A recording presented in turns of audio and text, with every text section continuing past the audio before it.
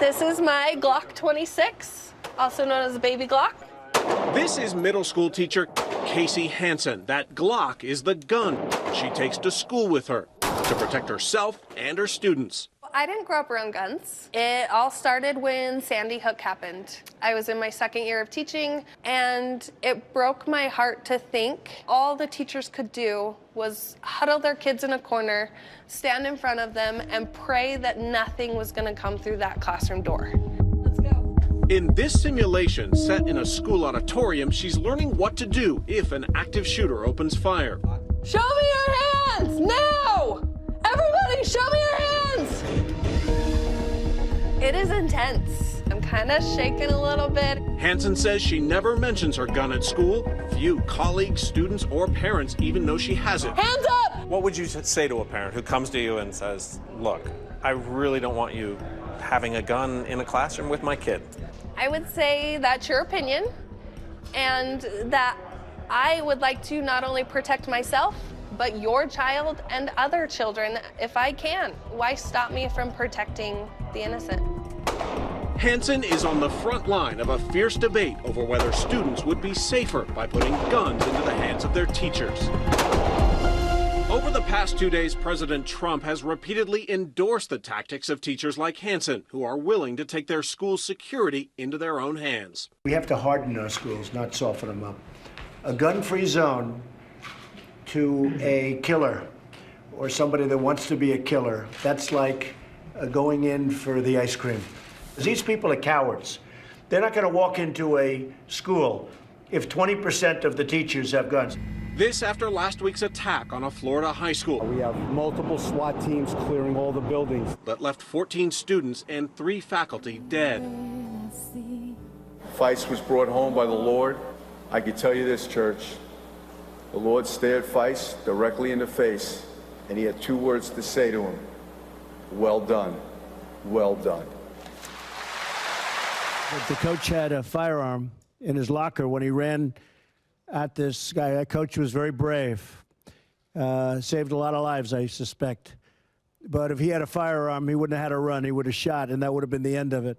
According to an ABC News Washington Post poll, 42% of people surveyed say the Parkland shooting could have been prevented if teachers carried guns. But 58% of those polled said stricter gun laws could have stopped the killings.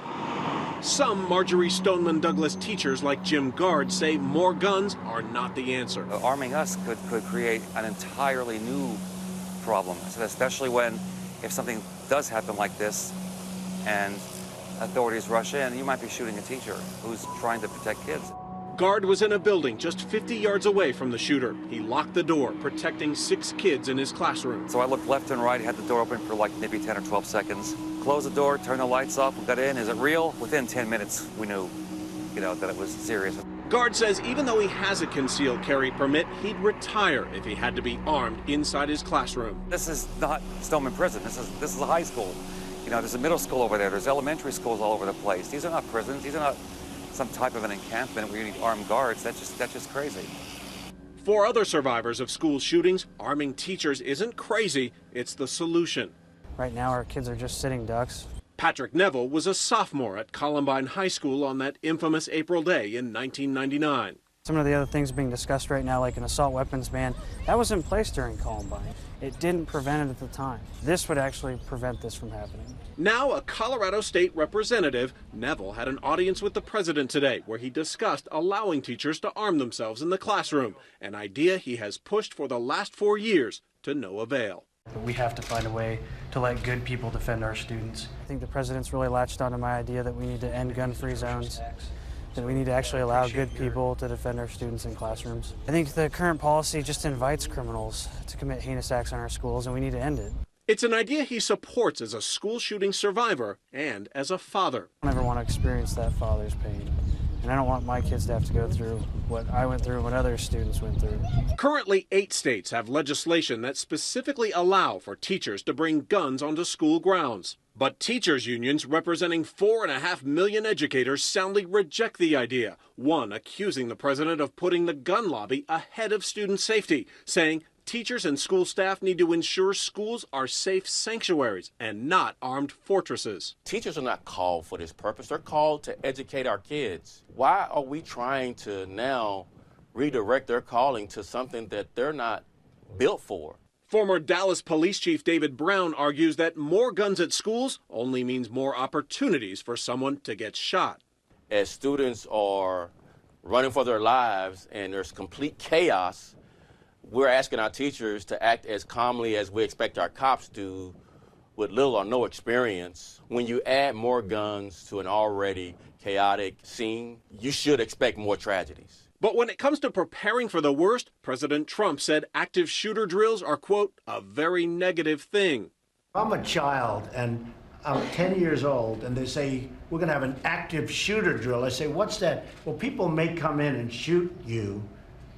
I think that's a very negative thing to be talking about, to be honest with you. I don't like it. Although some survivors of the Parkland massacre say those drills helped save their lives. I know that there are a lot of different solutions that we can go through to help eradicate this issue, but one that stuck out to me was about all the drills and protocols that my teachers had to go through. Without a clear solution for safety, many schools are left scrambling to put protections in place of any type.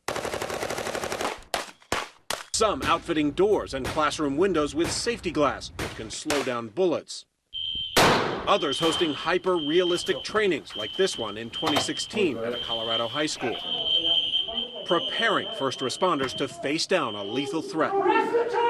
This is what you call a contact team, 3 or 4 officers all working together, moving right to the threat as fast as they can.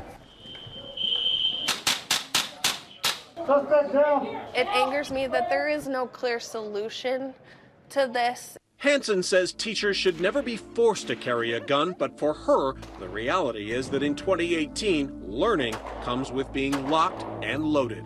Our job is to teach, our job is to care, our job is to get our kids ready for society. Yes, I didn't go into teaching thinking that I'm gonna carry a gun and I'm gonna protect everyone, but it's so sad that we have to consider it now.